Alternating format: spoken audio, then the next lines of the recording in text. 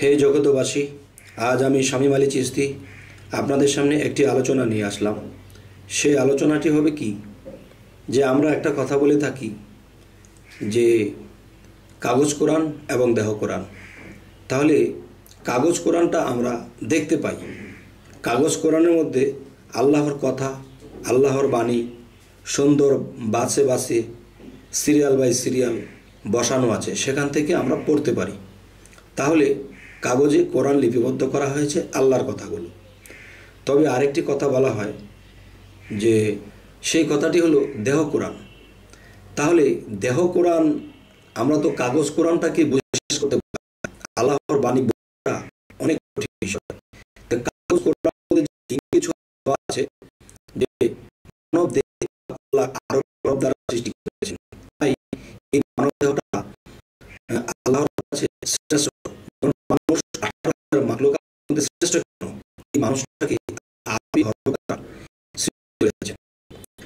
তাই ক্ষুদ্র বিশ্বের মধ্যে যদি আমরা কিংবা ক্ষুদ্র দেহ বিশ্বের মধ্যে যদি আমরা বুঝতে পারি, তাহলে মহাবিশ্বেরটা আমরা বুঝে নিতে পারব। তবে হে জগতবাসী, আজকের এই আলোচনাটি হবে যে মিম হা মিম দাল, মিম হা মিম দাল এই চারটি অক্ষর মহাবিশ্বের কোন কোন স্তরে মহা স্থান নিয়েছে, এই নিয়ে কিছু তথ্য আলোচনা করিব। ইনশাল্লাহ আপনারা মনোযোগ সহকারে শুনবেন। মহাবিশ্বের ভিতরে এবং বাহির মিলাইয়া এই চারটি অক্ষর মহাভাবে এবং মহা চারটি জায়গায় স্থান নিয়েছে। প্রথম যেই মিমটি, সেই মিমটিতে আরশ সৃষ্টি করিয়াছেন আল্লাহ, যাহাকে আরশে আজিম বলা হয়। সৌরজগৎ অর্থাৎ আলোকিত জগৎ, তাই সৌরজগৎ বলা হয়। আরও বলা হয় সিদরাতুল মুনতাহা। এই স্থানটি যে প্রথম মিমটি আছে, সেই মিমটিতে অন্ধকারের কেউ যাইতে পারে না এবং টিকিয়াও থাকিতে পারে না। এরপরে আসি হা অক্ষর নিয়া।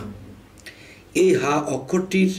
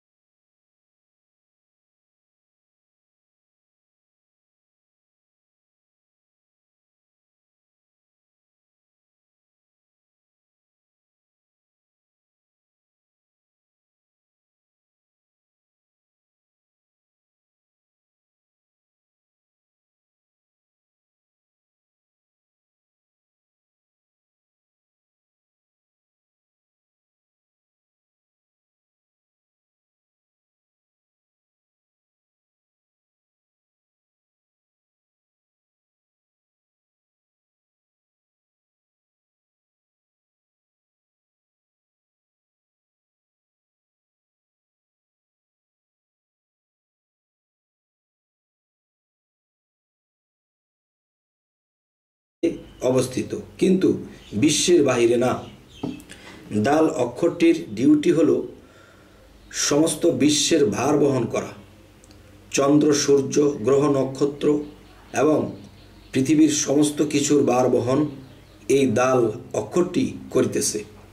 এই 4টি বৃহত্তম অক্ষরের মাঝে শত শত ভাষার অক্ষর লুকাইয়া আছে। আল্লাহ আমাদেরকে অবশ্যই বোঝার তৌফিক দান করবে, সেই দিনই দান করবে। একটি কথা বলা হয়েছে, হে রাসূল, আপনার হাতের উপরে যারা হাত দিল, এই কথাটি কোথায় এসেছে? সূরা ফাতা 10 নম্বর আয়াতে, যে হে রাসূল, আপনার হাতের উপর যারা হাত দিল তাদেরকে বলে দিন তাদের হাতের উপরে আমি আল্লাহর হাত আছে।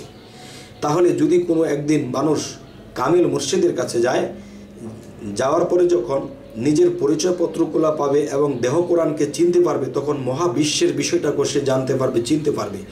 তখন শয়তান কোনোদিন এই ব্যক্তিকে আটকাতে পারবে না। যাই হোক, এই জন্য একটা কথা বলে থাকে যে এইসব তত্ত্বকথা যেইজন জানে, নরলোকে তুচ্ছতারে দেবলোকে মানে।